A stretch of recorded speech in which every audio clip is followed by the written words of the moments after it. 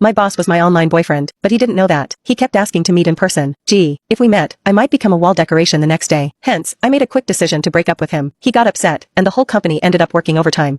How should I put this? For the sake of my mental and physical health, maybe getting back together with him wouldn't be such a bad idea. I was dating my boss online. Meeting in person? That was never going to happen. He didn't even know his online girlfriend was one of his employees. Lately, my boss had been in a bad mood. Everyone could feel it, so everyone had been extra careful. Even the usual breaks had been cut short. The boss had been working crazy hours, and no one dared leave before him. So, our workdays had stretched to 11 p.m. or 12 a.m., and I was starting to get dark circles under my eyes. My skin had been looking worse, too. To be honest, I felt like I was probably the only one who knew the real reason behind his bad mood, but I couldn't tell anyone. The boss had had his heart broken, and unfortunately, the one who broke his heart was me. He didn't know that, though. It all started when my online boyfriend of 2 years wanted to meet up in person. We met on social media. He had posted something asking for advice. Why can't I find a girlfriend? I clicked on it, and the post said, I'm a man, 6 feet 2 inches, 183 pounds, 25 years old, Ivy League graduate, with a master's in management and engineering. I'm currently the vice president of a listed company, with an annual salary starting at $500,000. I own a car and a house, but my looks are just average. I've never had a girlfriend. So, what's the issue? The comments section was full of sarcastic remarks. Ugh, someone's fishing for compliments. Is this guy living in a dream world? Ivy League grad, just 25, and already a VP? Come on, get real. At least create a more realistic persona. As we all know, only family-run businesses give young people such high positions. But most of those rich kids study abroad. Being in a playful mood, I commented, maybe it's the looks. Post a photo and let's see. Then I closed the app. Not long after, I got a private message from the poster. Hi, can I send it to you privately? Though confused, I enjoy some drama, so I replied, sure. Then he sent me a photo. I almost spat my coffee out. He said he was 6 feet 2 inches? I believe 5 feet 0 inches. Maybe. It was a selfie, with his face covered by his hand, and the angle made his head look huge and his body tiny. His hair was sticking up like he'd just used some kind of hair gel, and he was wearing thick black-rimmed glasses, making him look both nerdy and awkward. But despite all that, his face was actually fine. Even though it was partially obscured, I could tell his lips, nose, and eyes all screamed handsome. Still, there was something about him that seemed oddly familiar. I mentally shouted, there are actually guys who don't realize they're good-looking, while zooming in and out of the photo multiple times. With my helpful mindset, I typed out a few tips. Your clothes and selfie skills need work. Try frameless glasses, or better yet, wear contacts. And change your shooting angle. Tilt the phone slightly, making sure the charging port leans toward you. Also, try pants that are a bit looser, like casual black ones. He replied, thank you so much. I didn't think much of it and moved on, but the next day, he sent me photos of his makeover, taking my advice to heart. The day after that, again. Then it went on for a few more days. I was getting tired of it when he suddenly asked if he could add me as a friend on Facebook and offer me a thank you gift. If someone was offering money, I'd be crazy not to take it. So I gave him my profile link. Moments later, an account with a familiar profile picture sent me a friend request. Wait, wasn't this my boss? I panicked, almost accidentally accepting his friend request. My heart sank, and I quickly restricted the visibility of all the previous posts on my feed. My brain raced, wondering if I'd somehow linked my private Facebook account to my company info. Meanwhile, he was typing for what felt like forever before sending a message. Thanks for all the help these past few days. Here's a little something for you. And then, he sent me $7,000 via MetaPay with the note,